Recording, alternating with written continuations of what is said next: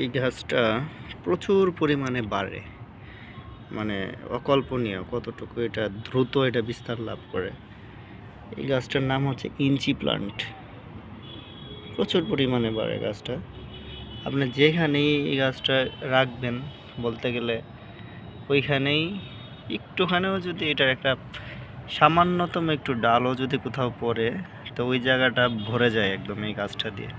এই যে আমি যেই টপের মধ্যে এটা ছিল একটা পাথরকুচি গাছ এখানে, অ্যাকচুয়ালি এই পাথরকুচি গাছেরই টপ ছিল এটা। তো তো কোনোভাবে হয়তো বা এই গাছটার কোনো একটা অংশ হয়তো বা আসছিল কোনোভাবে, সেইখান থেকে আজকে এই অবস্থা। ভালো লাগে, মানে এই গাছগুলা এত ঘন এবং এটা মানে ছোটোখাটো একটা জঙ্গল বলা যায় এটাকে। এখানে আবার দেখা যাচ্ছে মানি প্ল্যান্টের পাতাও দেখা যাচ্ছে, তার মানে 2-3টা গাছের প্রজাতি একসাথে হয়ে গেছে আর কি।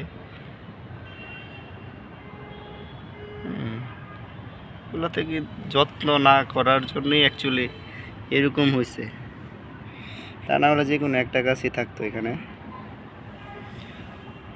তবে ভালোই হয়েছে, যেটাই হয়েছে সুন্দর লাগতেছে।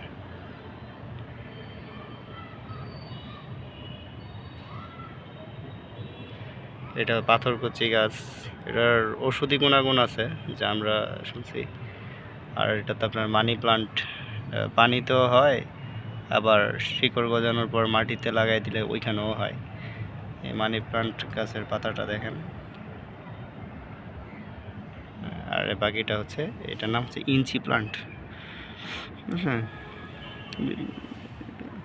স্যাঁতস্যাঁতে জায়গার মধ্যে হয়, আবার এরকম দেখেন এটা শিকড়গুলা দেখেন একদম ওই যা এই ফ্লোরের মধ্যে শিকড়গুলা বিস্তার লাভ করতেছে আস্তে আস্তে।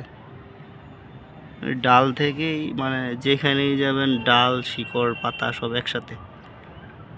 আশ্চর্য, এবার এত কাছের থেকে আসলে গাছপালা দেখাটা আসলে আমাদের উচিত, সবারই উচিত এত কাছ থেকে গাছপালাগুলো দেখা, যে আসলে কত সুন্দর করে এই সৃষ্টিগুলো আল্লাহ তাআলা করছে, তাই না?